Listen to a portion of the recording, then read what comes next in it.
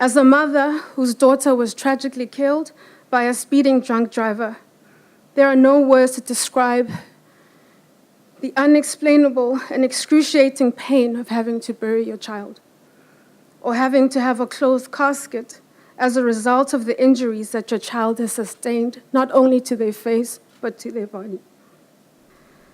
The loss of a child is a wound that never heals, and you're left constantly wondering just how much more you or any parent can endure, what pain that you have to live with for all your life.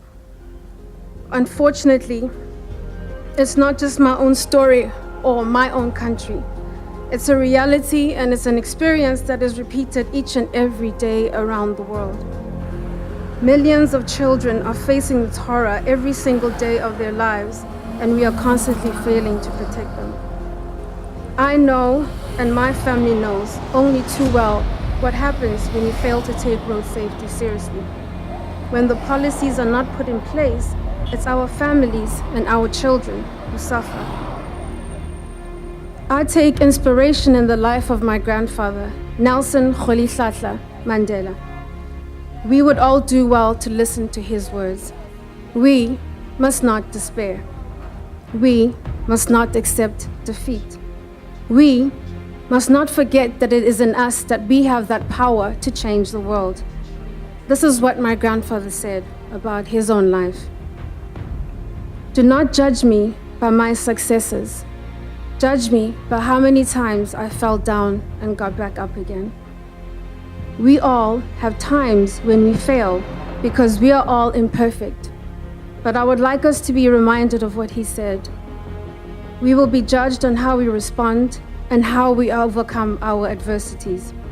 We come together to overcome a great injustice, to combat one of the greatest threats that our children and young people have to face every day of their lives.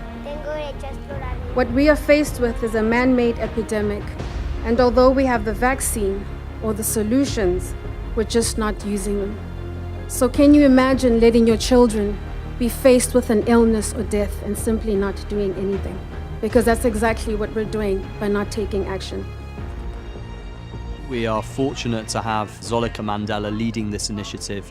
We can take action and a difference can be made. Lives can be saved. I mean, Zoleka herself has a real strong ethos of social responsibility, and she's turned a personal tragedy into something positive. And we're obviously very proud to be able to join with her and with the Mandela family to take an initiative like this forward. There is no child that should ever be put in a situation where they have to risk their lives as they travel to school. And the reality is that children are being faced with these risks and these dangers. It's the children who know exactly what they need in order to be safe and to feel protected so they can, go to school. It's the matter of listening to our children and no longer paying lip service. It's time for action. It is time for our leaders to stop ignoring the calls of our children. And it is time for our leaders to step up, to walk the talk, and to do so for every journey and every child.